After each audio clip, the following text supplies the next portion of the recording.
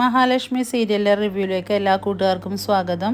അങ്ങനെ മേഘനാഥനെ മാനസയുടെ കേസ് പ്രകാരം അറസ്റ്റ് ചെയ്ത് ജയിലിലിടുകയാണ്. അങ്ങനെ മേഘനെ കാണാനായിട്ട് മാർക്കോ എത്തുന്നുണ്ട്. അപ്പോൾ മേഘനാഥൻ പറയുന്നുണ്ട്, നിനക്കിപ്പോൾ വളരെ സന്തോഷവും സമാധാനം ആയിട്ടുണ്ടാവുമല്ലോ എന്നെ ഇതിനുള്ളിൽ അടച്ചപ്പോൾ. മാർക്കോ പറയുന്നുണ്ട്, വളരെ സന്തോഷമായി, നീ ഇനി ഇതിനുള്ളിൽ കിടന്ന് അനുഭവിക്കാൻ പോകുന്നതേ ഉള്ളൂ എന്നൊക്കെ പറയാണ്. അപ്പോൾ മേഘൻ ചോദിക്കുന്നുണ്ട്, നീ ആഗ്രഹിച്ച പോലെ കാര്യങ്ങളൊക്കെ നടന്നില്ലേ, ഇനിയും എന്നെ ഇങ്ങനെ ഉപദ്രവിക്കണോ എന്ന് ചോദിക്കുന്നുണ്ട് മേഘൻ. അപ്പോൾ പറയുന്നുണ്ട്, ഇതൊന്നും പോരാ, നീ മഹാലക്ഷ്മിയെയും കണ്ണനെയും ഇപ്പോഴും ജീവിക്കാനായിട്ട് അനുവദിക്കുന്നില്ല. അതുപോലെ തന്നെ മറ്റൊരു ഭീഷണിയാണ് ഇപ്പോൾ നീ മഞ്ജുവിനെയും അതുപോലെ സാഗറിനെയും. അതുകൊണ്ട് നീ അവർക്കെല്ലാം ഇവിടെ സുഖമായിട്ട് ജീവിക്കണമെങ്കിൽ നീ അകത്ത് കിടക്കുന്നത് തന്നെയാണ് നല്ലതെന്ന് മാർക്കോ പറയുകയാണ്. ആ മഞ്ജു ഒരു നല്ല പെൺകുട്ടിയായിരുന്നു, ചെറുപ്പം മുതലേ നിന്നെ മനസ്സിൽ കൊണ്ട് നടക്കുന്നവളല്ലേ ആയിരുന്നു അവള്. എന്നിട്ട് നീ അവൾ ഇത്രയും വലിയ വഞ്ചനയാണ് അവളോട് നീ ചെയ്തത്.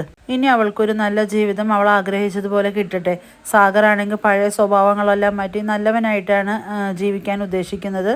അവരൊരുമിച്ച് സന്തോഷത്തോടെ ജീവിക്കണമെങ്കിൽ നീ പുറത്ത് പാടില്ല എന്നും പറയുന്നു. പിന്നെ സാഗർ ഇന്ന് എൻ്റെ നല്ലൊരു കൂട്ടുകാരനാണെന്നും മാർക്കോ കൂട്ടത്തിൽ പറയുന്നുണ്ട്. നീ ഒരുപാട് പെൺകുട്ടികളുടെ ജീവിതം നശിപ്പിച്ചിട്ടുണ്ട് എന്ന് എനിക്കറിയാം, പക്ഷേ മാനസ എന്ന് പറയുന്ന ഒരു പെൺകുട്ടിയും അതിൽ നിങ്ങൾക്കുണ്ടായ ഒരു കുഞ്ഞിനെ അംഗീകരിക്കാൻ നീ ഇപ്പോഴും തയ്യാറല്ല. ഇപ്പം നീ അകത്ത് കിടക്കുന്നതിന് കാരണം ഞാനോ കണ്ണൻ സാറോ മഹാലക്ഷ്മി മാഡമോ ആരും പ്ലാൻ ചെയ്ത കാര്യമല്ല, മറിച്ച് മാനസയാണ് നിനക്കെതിരെ ഇപ്പോൾ ഈ കേസ് കൊടുത്തു നീ അകത്താവാൻ കാരണമെന്നും മാർക്കോ പറയുകയാണ്. ഇനി നമ്മൾക്ക് കോടതിയിൽ വെച്ച് കാണാം എന്ന് പറഞ്ഞ് മാർക്കോ അവിടുന്ന് പോകുന്നുണ്ട്. മേഘനാഥനാണെങ്കിൽ ആകെ ടെൻഷൻ ആവുകയാണ്. അങ്ങനെ മേഘനാഥനെ കോടതിയിൽ ഹാജരാക്കുന്നുണ്ട്. ആ സമയം അവിടെ മാനസയും കുഞ്ഞും എല്ലാവരും എത്തിയിട്ടുണ്ട്.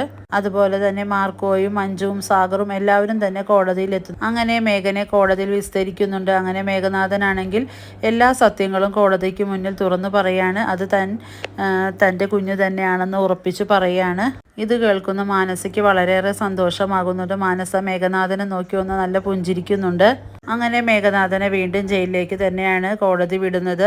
അയാൾ തെറ്റ് ചെയ്തിട്ടുണ്ടെന്ന് കോടതിക്ക് ബോധ്യമാവുന്നുണ്ട്. തൻ്റെ കുഞ്ഞിന് മാസാമാസം ചെലവിനുള്ള പൈസ കൊടുത്തിരിക്കണമെന്നും മേഘനോട് കോടതി ആവശ്യപ്പെടുന്നുണ്ട്. അല്ലെങ്കിൽ അതിൻ്റെതായ ശിക്ഷ തനിക്ക് വേറെ കിട്ടിയിരിക്കുമെന്നും കോടതി പറയുന്നു. കോടതിയിൽ നിന്നും ഇറങ്ങി വരുന്ന മേഘനാഥനെ കാണുന്ന മഞ്ജുവും സാഗറും. ആ സമയം സാഗർ ആണെങ്കിൽ മഞ്ജുവിനെ എല്ലാ അർത്ഥത്തിലും ചേർത്ത് പിടിക്കുകയാണ് മേഘൻ്റെ മുന്നിൽ വെച്ച്. ആ ഒരു കാഴ്ച മേഘനാഥൻ്റെ ജീവിതത്തിൽ ഏറ്റവും വലിയൊരു അടിയാണ്. എന്നിട്ട് സാഗർ മേഘനോടായിട്ട് പറയുന്നുണ്ട്, ഇനി ഞങ്ങളുടെ ജീവിതത്തിൽ ഇടപെടാൻ വന്ന നിന്റെ അന്ത്യമായിരിക്കുമെന്നും സാഗർ തുറന്നു പറയുന്നു. മഞ്ജുവിനാണെങ്കിൽ മേഘനാഥനെ കാണുന്നത് ഒരു അറുപ്പോടു കൂടി തന്നെയാണ് മഞ്ജു നോക്കുന്നത്. അങ്ങനെ എല്ലാ അർത്ഥത്തിലും മേഘനാഥൻ എല്ലാവരുടെയും മുന്നിലും തോറ്റു പോവുകയാണ്. അങ്ങനെ തല കുമ്പിട്ട് അവിടുന്ന് പോവുകയാണ് ചെയ്യുന്നത്. അങ്ങനെ ഈ വിവരങ്ങളെല്ലാം ദുർഗയും കരുണയും ഉണ്ണിയും എല്ലാം അറിയുന്നു. അവരങ്ങനെ മഹാലക്ഷ്മിയുടെ കണ്ണൻ്റെ അടുത്തേക്ക് വന്നിട്ട്, എന്തായാലും നീ ഇത്രയും വേണ്ടായിരുന്നു കണ്ണ എന്ന് പറയുന്നു. എന്താ അമ്മ ഉദ്ദേശിക്കുന്നത് എനിക്ക് മനസ്സിലായില്ല എന്ന് പറയുമ്പോൾ, നീ എല്ലാം കൂടെ ആ മേഘനാഥനെ കള്ളക്കേസിൽ കുടുക്കി ജയിലിലാക്കിയില്ലേ എന്നൊക്കെ ചോദിക്കുകയാണ് ദുർഗ. കണ്ണൻ പറയുന്നത്, ഞാനൊക്കെ കൂടിയോ, അറിയാത്ത കാര്യത്തിലാണ് പലപ്പോഴും അമ്മ എന്നെ കുറ്റപ്പെടുത്താറുള്ളതെന്നും കണ്ണൻ പറയാണ്. അപ്പോൾ ദുർഗ പറയുന്നുണ്ട്, എൻ്റെ മോളുടെ ജീവിതം നീ ആയിട്ട് ഇല്ലാണ്ടാക്കി, അതുപോലെ തന്നെ ദേ എൻ്റെ അനന്തരവനെ ജയിലിൽ അടയ്ക്കുകയും ചെയ്തു. ഇത് കേൾക്കുന്ന കണ്ണൻ പറയുന്നുണ്ട്, അനന്തരവൻ്റെ കയ്യിലിരിപ്പ് കൊണ്ട് തന്നെയാണ് അവനിപ്പോൾ ജയിലിലായത്.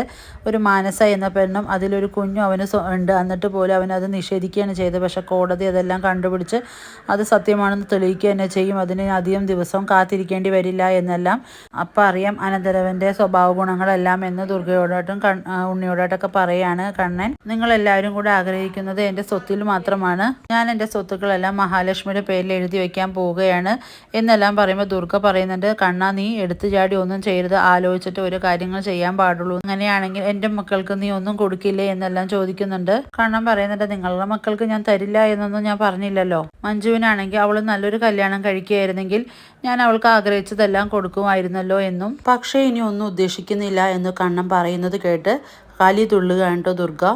ഇക്കണക്കിന് നാളെ ഞാൻ എഴുന്നേറ്റ് നടന്നാലോ, എനിക്കും ഇയാൾക്ക് ഒരു കുഞ്ഞ് ജനിച്ചാലോ, എന്തായിരിക്കും സ്ഥിതി എന്നല്ല കണ്ണൻ ദേഷ്യത്തോടെ പറയുകയാണ് എല്ലാവരോടും. ഇതെല്ലാം കാണിച്ചാണ് ഇന്നത്തെ എപ്പിസോഡ് അവസാനിക്കുന്നത്. വീഡിയോസ് എല്ലാം ഇഷ്ടമാവുകയാണെങ്കിൽ ലൈക്ക് ചെയ്യുക, സബ്സ്ക്രൈബ് ചെയ്യുക.